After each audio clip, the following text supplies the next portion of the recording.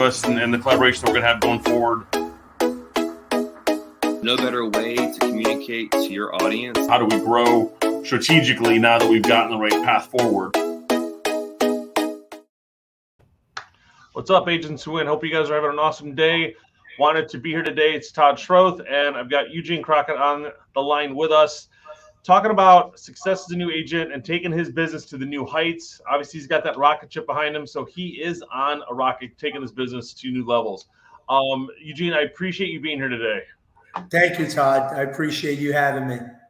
So wanted to bring him on because I met him back at our EXPCon back in June, and being in the business for just a couple of years and just having some conversation with you about what you're doing and the crazy success that you're having. Like, you're doing everything. Like, you don't care. Like, whatever it is, I'll try it. If it's door knocking, if it's like running down the street, chasing a buyer, tripping them out of open house, I'm going to get them. I'm going to put them under contract. And you were in the Icon room, and that's a lot of agents in there that are selling a lot of real estate. And I was impressed to meet you in there. And so I commend you on being an Icon agent with our company and the benefits that comes with that. So let's talk about, like, your journey into real estate. Where were you coming from before? I was a stockbroker for 19 years. I would say about 14 of it was in New York, and then for my first 5 years here in Florida. Okay. So you were part of that 08 debacle on the stock side versus the real estate side. Well, not only 08, I was 2000. I was around during the tech bubble, September 11th. I've seen it all. Yes. So I got into real estate in 2000. So I was like just getting started, and all of a sudden 9/11 happens, and I'm just like pulling my hair out and like, what are we going to do? And I think I pulled it all out being in this business so long. But so you've seen both sides of it, both of those last two recessions. So that kind of is a good thing for this call today, or this conversation today. Like, the little recession we're in, we'll have some talking points on that. So what got you out of the stock market? Just, not being, for one, I wasn't motivated anymore. I felt like nothing had evolved. It was still the same old. From my end of it, it was getting more regulatory. And it just, just got tired of, like, I'm a hero today, and then I'm a loser a week from now, when that investment I sold made you money, and then it went down, but a month later it gets bought out. And why did you sell that for me? I can't live like that, Well, it's like we watch the stock, especially right now. The stocks are, ours was, I sold a bunch of it at 14, then it went to 18. I'm like, oh man, I shouldn't have done that. Now it's at like 12, and it fluctuates every day. And that's why I like real estate, because it's what someone's going to pay for it. It's not whatever the trading price is. Right. And there's a lot of things nowadays. It's different, like the algorithms. And I feel like this market is being controlled by computers a lot. And it makes it hard sometimes for the smaller investor. There's no reason why it came down. It just came down because the institutions all got together and said, hey, we're dumping the stock. You know? Well, that comes into the boiler room or Wolf on Wall Street. Like, all right, selling all the way down to 50 cents, whatever, I remember those scenes in there. So getting into real estate, why the journey to real estate versus something else? It happened as a fluke initially. My wife, Christina, said somebody in the neighborhood, her husband, was going to take the test, and actually that he passed. And my initial fixed mindset is, oh, real estate? Oh, I got to study forever, this, that, and the other. And then I just had an open mind. And literally, as I was going for the in-seating, not online training, but actually sitting down with somebody and going through the 48 hours or whatever, I started getting excited about it, right? And I was excited before I even passed my test. I knew I was going to pass my test. I started looking at which brokerage I was going to go to. So I was excited. The excitement was there again. I was getting up early again, because real estate, stock, sales, it's all the same thing, in my opinion, in some ways, as far as how much effort you're going to put in. Right. And it is, because, just like all of it, if I don't wake up to trade that day, well, my clients could be losing money because I'm not paying attention to the markets here. If I don't wake up today, I'm not making sales, because what I do today transfers into 90 days from now. Exactly. And so when we take a vacation, 10 days off in July, we're coming back like, we got to get back on the hustle, back to 80 hours a week, so we can get on the trajectory forward again. Yeah, totally agree. when you pass a test, you got excited about it. Now, did you get into the investment side of things at all on the investment real estate prior to getting your license at all? No, not at all. I just had my house, Okay. and that was it. Okay, cool. So once you got your license done, where did you go start working? I started with Remax, but it was a small little Remax office that she basically did a lot of property management. Okay. So in the beginning, I was getting fed rental leads, and I looked at my first like 12 transactions. They were all rentals, and you know how that goes. Yep. So to be able to do all those and help people, and it was great because I got to practice how to open up a super lockbox and just do all the little things early on. And it got me to realize right off the bat, it's not just about selling somebody a home. If somebody rents, even though they don't own it, that is their home. That is where their family is. And it's still the same in that respect. So I did that in the beginning. And then where from Remax did you end up going to EXP, or where was your move? I went to Keller Williams. Okay. I was there for about a year, and my business did well there, just like Remax, but and no pun to Keller Williams, but it had nothing to do with Keller Williams. Right. So let's talk about taking your business to new heights or blasting it to new heights. Where did the rocket come from, and what are you doing in your business to really push it forward? It's evolved, right? So as far as the Rocket is concerned, my first broker that I work with, she gave me the name Rocket, and then I'm like Crockett the Rocket, and it worked perfectly. When I was a stockbroker, they gave me the nickname Gene the Machine. So these are not names that I thought of. These were, and it's a compliment, right? It's because of the way I work. As far as what I've been doing, I did for a long time consistently, was speaking to as many people as I can in any given day. So if I'm cold calling for 2 hours and I'm not getting anybody on the phone, that's it. I put down the cold calling, and maybe I need to go door knock. Okay. And so it comes in different avenues, open houses, door knocking, circle prospecting. Now Build was amazing for me, and I feel like I have all these great nuggets. So going forward, I'm really focused on my sphere of influence, because I've had 5 years in the business where I've done well, but I really haven't tapped into my past clients the way I should, because they like me, they enjoyed working with me, and that's where business comes from. So what is over the last 5 years, let's just use an average, how many houses do you think sold over the last 5 years? 40, 80, 120, 160. Probably around 180, I think, somewhere around there. Perfect. So a lot of those people who bought back in 2017, 18, 19 have moved or will be moving again. So now you've got that's 200 clients that if 10% of them move, that's 20 deals a year. And you just keep working that business over and over again, plus the stuff you do, you're going to have a good business sitting there. And I know we talked about some things to get back in front of past clients and some events and some other stuff at the Icon Breakfast. And it was cool talking to you, because that's how I built my business, and it's strictly repeat and referral now. We do have lead gen, always trying to bring in new names, but most of our marketing that we're doing is more getting in front of the database more often, getting into the high schools and the elementary and the middle school to keep our brand out there. Exactly. And the one thing that's interesting going forward is, with what's going on with a recession and with home prices changing and this like that, it takes me back to when I first met these people. Sure, I was professional, shirt and tie, but once I talked, I was able to speak the language of real estate and the stock market. And now 5 years later, because I do have a lot of knowledge and I do a lot of research and I have a lot of experience with this stuff, it's a great opportunity for me to take them back to where that was 5 years ago or 3 years ago, the way I have knowledge, but then I take action. I give them the knowledge, and then let's try to make a decision on what we're going to do with that. Yeah. But I wanted to segue back for a second. So, when you're talking about talking to as many people as you can, if you didn't hear from anybody in 2 hours, you're not just saying, okay, I guess I'll get back to it tomorrow. You're finding new ways to get in front of people. So it is door knocking. It's going out and, maybe I failed at FSBOs today. Let me call the expireds, or let me circle prospect.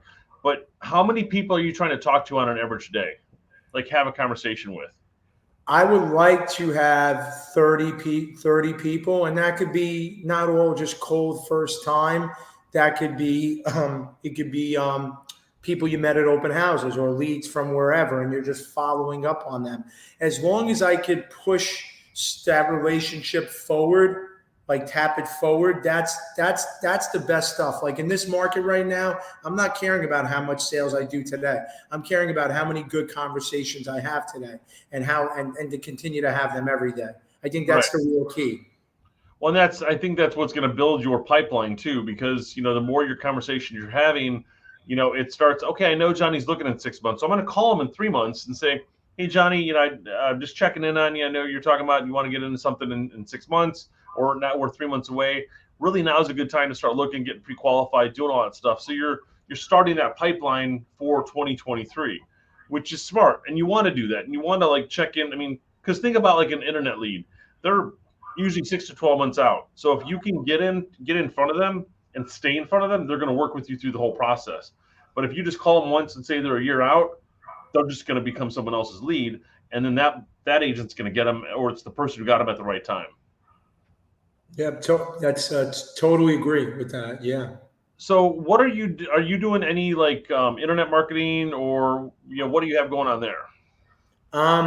So through the partnership with eXp Realty, I do have realtor.com with OpCity. Okay. Outside of that, I do not pay for any Zillow leads. I do not pay for any realtor.com leads.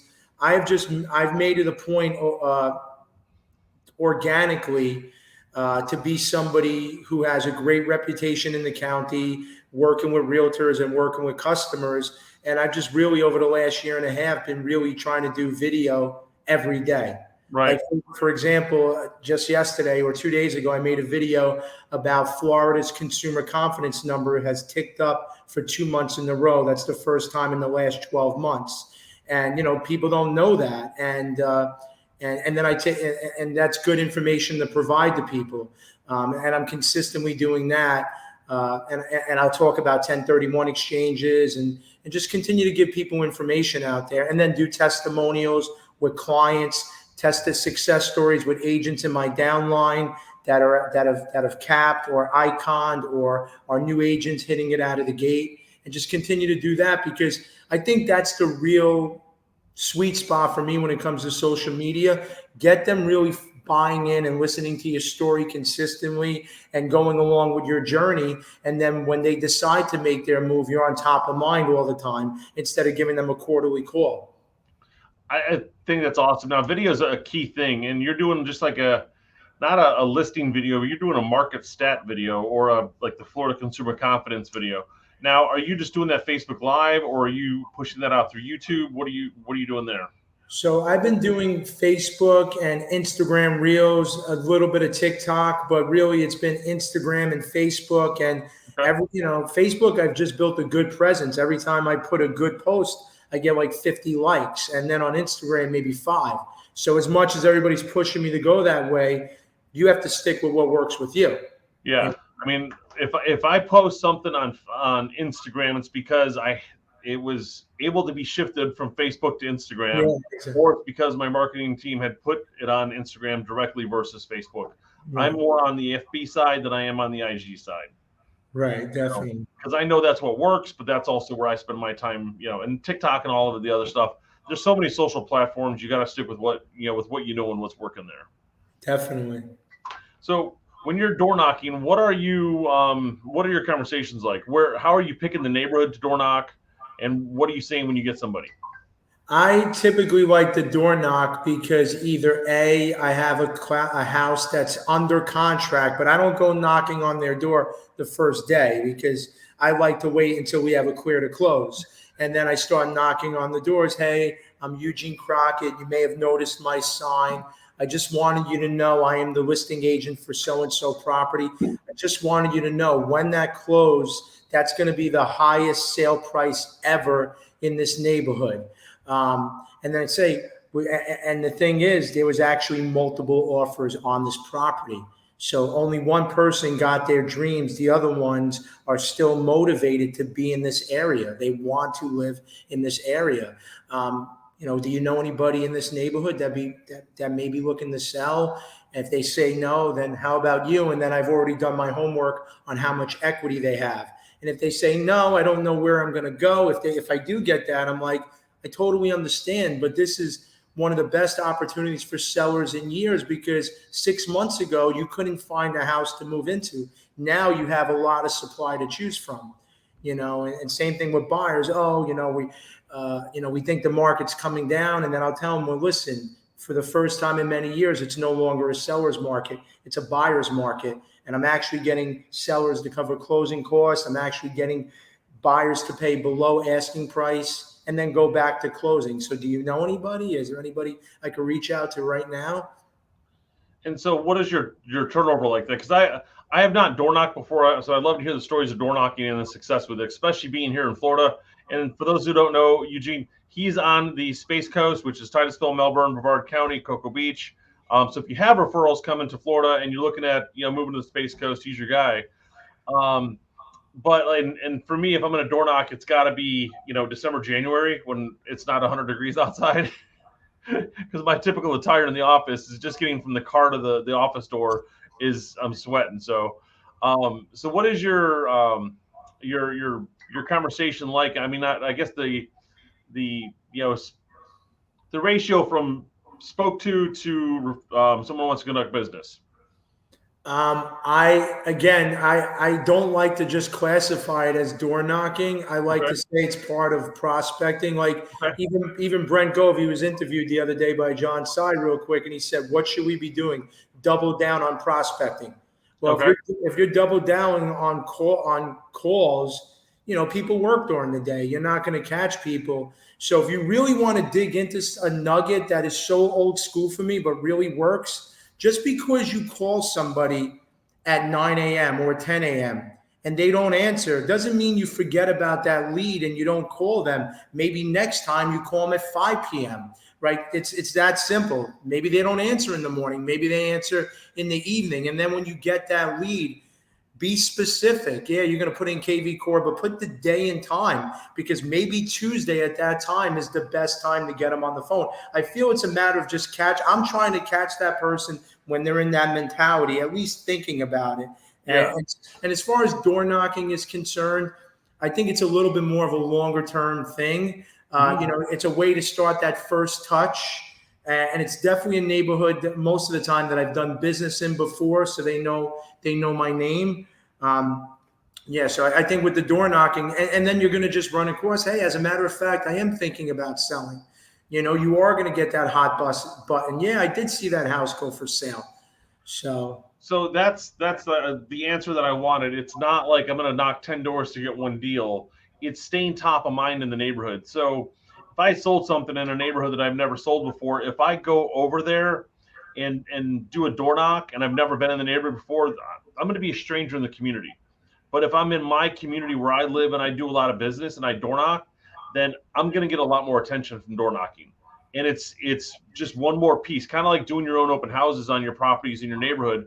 People are walking in to probably see you. They're not walking in to go see, my listings. They're not walking in to see Eugene. They're expecting me inside that house. And on the calls, the same thing. It's a matter of how many people you're talking to. And I've heard Brent say that before, but it's also like double down on your business. We've got to really thin out our personal stuff right now and double down on a lot of business stuff. It's not buying more leads. It's doubling down on what's been working. And, if internet leads are working, spend a little bit more, bring more in, but call those people twice as much. And I also love your statement of, I only prospect 9 to 12. Well, I'm in meetings from 9 to 12. Like if you said I'm only going to call you on Mondays, my Monday is 9 to 1. You're not going to get a hold of me on the phone. And that could be most people. So you got to call them at 5 or 6, and it's funny because Coach Burt says it's, it's like 7 or 13 times before you're going to get a hold of somebody. So call them once, it doesn't work. You've got to have that rhythm to call them, or 7 touch points to get a hold of the person. Yeah, definitely. And like, it's interesting that in some way, shape, or form, probably almost 50% of the people we call are in sales in some way. Yep. So if you go into that call thinking I'm interrupting them, you've already failed. Right. Okay. And I've had some rebuttals from people that have gone on for 15 minutes back and forth, and then they just cave.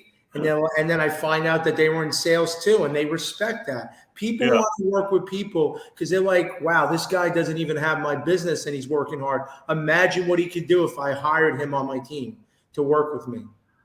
So you've seen Boiler Room before?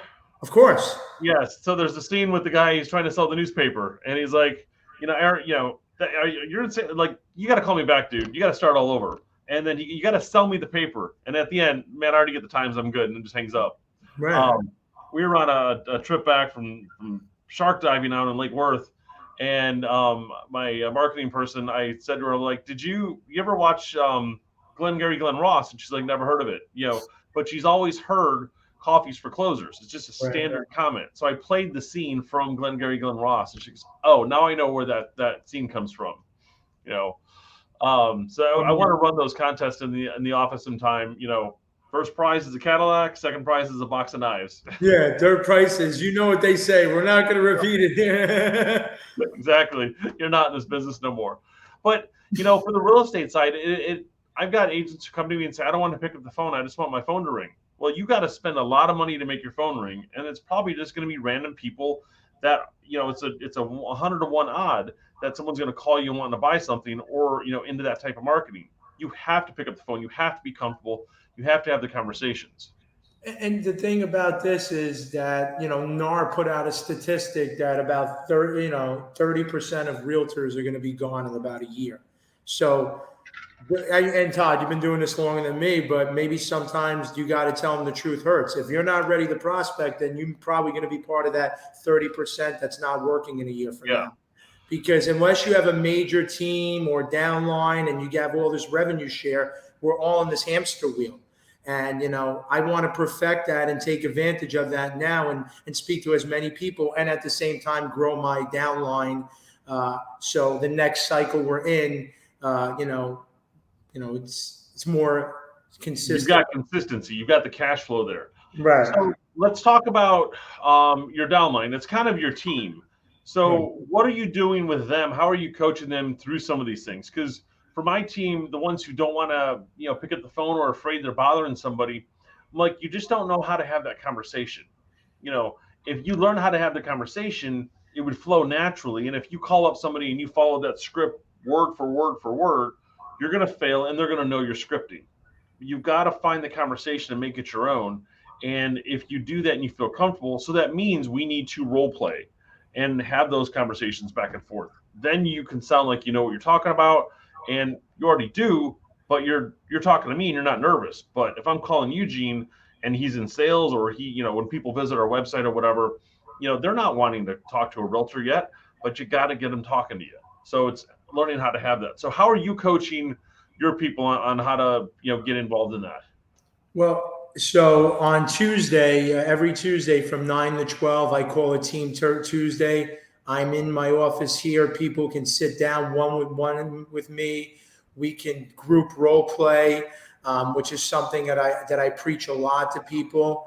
And I'm basically in my office. Yeah, we're a cloud business, but I have an office space. Because I think when you surround yourself around like-minded people, like a mastermind, that's how you grow. I tell people, you can see me on Facebook closing another deal and say I'm so lucky, or you can actually see what I do every day, the ingredients that I do to create those results. So my office is always open. When people come here, I may literally, when they come in the door, I'm like, let's go. You got to role play me. So, right. And it's interesting that you say that, right? If you are not good, or you think you're not good at cold calling, it's because you lack the confidence. So fine, you don't want to dial anybody, then you're going to commit an hour and a half or 2 hours a day. You're going to practice. Yeah. Right. Until you're confident, and then start off baby steps. For me, baby steps is 200 dials, but for other people, it's 10. Yeah. Right. So if that's what it takes, then do $10. You're doing $10 more. $10 a day times 30. What is 300? 300 times 12. Think about how many dials that is. And you know what? Start with your friends. Your friends don't know if you're stumbling. Work with them. You may get lucky. So we're let's just say we're dads at the soccer field. We're talking real estate. And you ask me, hey, Todd, how's the market? You know, it's unbelievable. I mean, it could be really bad or really good. But, and ironically, this morning I'm walking on the golf course with our dogs, and I don't recognize some of these people that say, hey, hello to me. And the first thing out of their mouth is, how's the market? And I said, it's great. It slowed down some, but it's actually really good. So you have to, like, we're dads at the soccer field having a conversation about real estate. That's what you need to be doing on the phone. Just have a friendly conversation about what's going on. You know, you obviously have a reason you're calling them. If it's about why their house didn't sell, you talk about, hey, what you can do to help them sell, and you kind of respond off the question or the answer that they provided. If you went right to the next question, you're just going to fail. So you need to kind of learn like the conversations back and forth. So I love that you're doing scripting and role playing with them. And thank you. And I think two things that are very important is, which I've been starting to utilize again, because I want to go hard into sphere of influence, is Ford. Family, occupation, you know, recreation, dreams. And then you could also, I'm all about creating urgency, but my urgency is real and genuine. Like, I was prospecting expireds in the beginning of the year, and they're like, well, I have no place to go if I sell my house. Yeah. True. But what do you think is a bigger problem? If I told you rates for some reason in the next year jumped to 8%, and now the house that you want could get $700,000 for now is $575,000. Would you care so much that you couldn't find the next house, or saving that $125,000 in gains that you could have? And so that's the urgency. And same thing with buyers. Look, you know, for example, when rates dipped down to just under 5% a couple of weeks ago, that was the day, just like a stockbroker would say, hey, this is a great time to buy this company. Here's a great time to lock in a rate. Let's go, and get them motivated, because it's true. It's not like I'm saying anything that's not true. So, no, and I think it's good, because it was below 5, and you know the lenders just got me thinking. They're offering the program called the Lock and Shop, and so it's like 90 days you have to be able to lock your property in, or lock your rate in and go find a property. So makes me think now, all right, guys, next time we see that dip, call all your buyers. And you know, we've got to work with our team on getting on the phones, because we had 189 people that raised their hand yesterday and only one phone call was made. 5 emails, one of those emails was an auto email.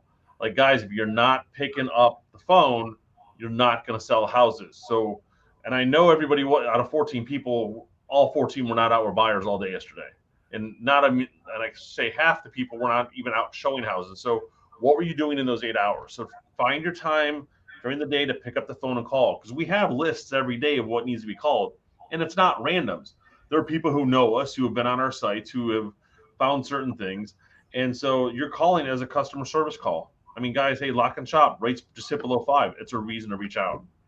Truly. Yep. Having a reason to call people is great. You know, and if you truly are that professional on top of all things market wise, it's not just, you know, this house has courts. It's understanding, because more now than ever, when rates were under 3%, even me, like, I could have went to 2 lenders. One was 2.75, one was 2.95. I really didn't care too much. But once you start getting to 5 or 5.5, now it's like, you have to care about that monthly payment, and you need to know if it's in a flood zone, because that's going to change everything on that payment schedule and stuff like that. One of the biggest things I could say to people is, before you do an open house, before you go door knock, know about the area, know something about the area, because they may like you, but if they start asking you questions and you don't have answers, and you come across not the right way, you've lost that sale, in my opinion.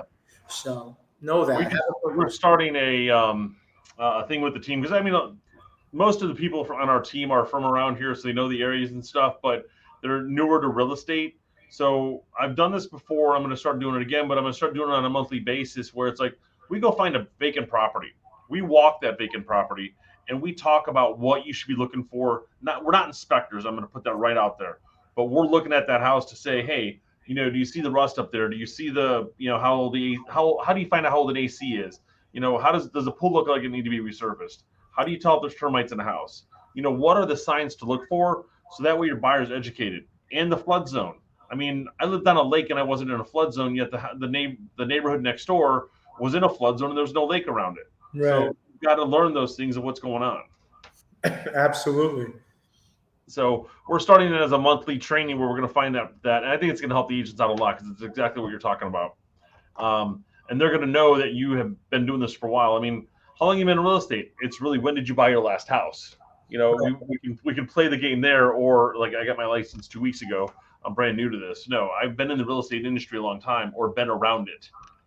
So there's ways to play with, your time on. But I mean, there's a kid that's on one of the local team series, 21 years old, and he's one of the top agents on their team, and he's been doing it 2 years now, and he hasn't moved out of his parents' house yet. He owns 2 investment properties, and so I'm like, dude, you're me, 25 years ago, because I started buying investments at the age of 19, and I love that. And I'm interviewing a kid after this who's 19 years old who just passed his test. And I'm looking forward to, I got to convince my support team that let's hire him, let's bring him on, because he's someone who has no bad habits, who's ready to get out in the business world, not going to college. He's ready to get out in the business and is looking for the experience. And you can train him and teach him correctly. Exactly. That's why when I first started at EXP, and still to this day, most of the people that I've gone in are 2 years or less. Yeah. And, it's like me. 5 years ago, I was new. The next rising stars in any sports and anything like that are the new. And so here's the one thing. I think there's a lot of shock going on with agents. And it's not just so listen to this. It's not just the agents who are new in the last year and a half and had that halo effect. Yeah. It's not just agents who have been more than a couple of years that have had an easier market. But, the conversation for many, many months, if you asked experienced agents, how's the market doing? To them, it was fine because they were working off of their referral base. But even at some point, as good as these people may be as referrals, buyers start to have questions in their mind. So I think what we're starting to see is these, like, for example, up until about a month ago, some of the larger real estate brokerages weren't saying, oh, things are slowing down, because these big powerhouse brokers were working off their referral base for years. So it's not just the shock of the agents who have just ridden this halo. It's the agents that have been doing this for 20 years, working off their referral base, and it's drying up right now. And so that's the shock, that they may actually have to go out there and grind again. And it's a good thing to do that, right? Because you're taking action. And when you do, business comes in other directions because you're doing something. Well, I mean, you have to look at it, though. So a lot of people are under 2 years. So they're used to, you said the halo effect. I mean, I would just write a contract and it would get accepted, or I'd write 42 of them sometimes. But it was easy, and people were just buying whatever they could. They didn't care. And now I had a conversation with an agent last week or 2 weeks ago, and I unfortunately use this conversation as too many examples, but she goes, I got in the business 2 years ago, sold a couple of houses, and then, my husband got his license, and now we're both selling, and we're doing really well. I mean, it was great. Last year we sold 25 houses, and, now I've got a listing, and the buyers came back and asked for repairs. I'm like, I don't want to give them, but those buyers are getting ready to cancel over whatever it is. Like, literally, the next buyer that comes in is going to ask for those same things. Before, 3 months ago, you could say no because you had 42 other offers sitting there. And I just had a contract today. And so what I was getting at with that is that the people, you have to have those, like the way it used to be conversations. Write an offer. If they're asking 500, we write an offer 475. We agree at 485. During inspections, we ask for something to be fixed because it's always part of the game. And then you move on to appraisal. Let's hope it appraises, because we're not paying over appraised value anymore. And so it's like basically, you've been in the business 2 years. We need to have now you're in business for 2 years. Let's learn it all over again. Yeah. Let's learn a normal market. Yes. And the market has shifted. It's not shifting, and it's not shifting to a negative market. It's basically back to normal. And, being in 17, 18, 19, you were in the market when we had to learn how to have price reduction conversations and offer our sellers reports every 2 to 4 weeks on their listings. And, now we know why we need a 6-month listing agreement, not a 6-day listing agreement. So it's, your guys that are in there, those are things that we have to be teaching all of them. Exactly. There's a lot. Yeah, this is a great time to learn and work, but don't let the learning overtake the working. Because, when I first came into the business and, I was going to go to Coldwell Banker, they're like, great, for the first 2 months, we're going to stick you in a classroom.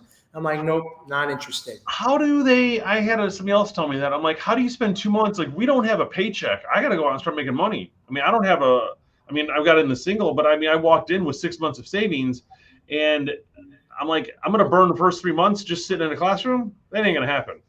Right. You know? And here's a secret. I think if you work like the walls closing behind you, meaning the opportunity to make as much money is going away, which I mean, technically it did in some ways compared to where we were a year ago. And when like, man, how do you have this energy? How do you have that urgency? Because I know markets go up and down. And so when you talk about this young kid, he's killing it out of the gate because he basically for the last 2 years is starting where everybody recently had to start over. Like, you know, he had to create his own market. So right now his business is not being dictated by the market. Well, it's people that really didn't grind. And in some ways I could have grind more, you know, in some ways, sometimes it's being dictated by the market. So that's why we want these newer agents in here. They just have their blinders on. And you remember a year and a half ago, oh, I need listings. Nobody's raising their hand now about that. Oh, I could sell it in 2 seconds. You know, it's so funny. People are like, I want to be a listing agent over buyer's agent. I'm like, I want to take the business as it comes, me personally, because if I don't go after buyers, then they're not going to list with me. I have the chance to get both sides working with them if I've done a really good job with them. So, well, and you got to think about, because I was talking to an interview earlier today on we're doing a second interview with her for our team, but I said to her, I don't have specific listing agents or buyer's agents, and I have agents who say, I don't want to touch buyers. Okay, cool. We'll hand them off to somebody else on the team. Or I don't want to touch listings. Cool. Someone else can handle that. But you're my agent. Well, your client won't like me. So you have that relationship with them. So why don't they want to work? You know, why would they want to work with me versus you? And so that's why I want the business to stay with the team member itself, not to the department that it's supposed to belong to. And you're pitching it the exact same way though, because again, 22 years in this business, I have a lot of repeat and referral business because I've helped them sell, buy. And we've worked them on both sides of it. If I handed off all my listings and only handled buyers, well, I would have lost half my business because they're moving. Right. And they're not going to come back to you. They're probably going to go with whoever agent you let them. And you know, why are we taking money from our family? And, you know, and you know what I'm saying in regards to that. No, we got it. Well, Eugene, man, I appreciate you on here today. We got a lot of good insight, guys. It's all about conversations. Have more conversations, have more closings, and just sit back and drink the coffee while you're making those calls. So, any party words here for the agents out there? Hard work works. And, you know, if you're at an open house and even if it was great or it was crappy, stay another 15 minutes after that open house closes. You never know who comes in at that time. You know, it's raining. Don't cancel the open house because more than likely that person coming in is a motivated person. And, you know, for people in Florida right now, Todd, when I look at that consumer confidence number increasing like this, I think that if you dig down into it, I believe that's people that have moved here in the last couple of years. Because when you come from, no disrespect to Cali or anywhere else, and then you come to Florida, you realize how much chiller it is. And we're paying no local tax. So when you look at these other states that are double taxed, and then you have gasoline prices that's high, it's basically triple taxed. Here in Florida right now, where we only pay on the state level, not on the local level, and then this reduction in gasoline prices means we're feeling good here. So we're being taxed less here than other states. And I think that confidence number is coming from people that have migrated here the last 2 or 3 years. They're feeling good and ready to spend some money. Don't New York or Florida, don't California or Florida. Politics and your prices up there. We're happy with what we got here. Just bring the good food and some of that work ethic. That's it. Exactly. Exactly. Well, man, I appreciate it. And I love your point about open houses because I've had, you know, some of the rainy days have been my best ones and some of the sunny days have been my worst ones because they have nothing else to do except let's go check out open houses. So, and as we know in Florida, what happens at 4 o'clock? It rains. And do it in pairs. Have somebody else, especially if you have somebody in your team or downline, you know, split the leads that come in because then you get to take advantage of everybody that walks into that house. You don't let people come in and out without being approached at least once. Yeah, and you have, and I think the idea there too is if you have a busy one, you're going to have more opportunity to connect more one-on-one with those people that are coming through. Versus, hold on, let me get to the next person, because we could have 4 people and we could have 40. We don't know. And if somebody wants to see a house in that neighborhood and you tell them, oh, I could show it to you in 3 hours, they're there now. They don't want to wait 3 hours. So that's another reason why. Yeah, you can run out and show it right after that. So good point there. Yeah. Cool, man. Guys, appreciate you tuning in today and watching. Remember to like and subscribe us on YouTube, Facebook, Instagram, podcast. We've got everything on all the social channels. And we appreciate you, and we'll see you guys next week. Thank you, Todd. Take care.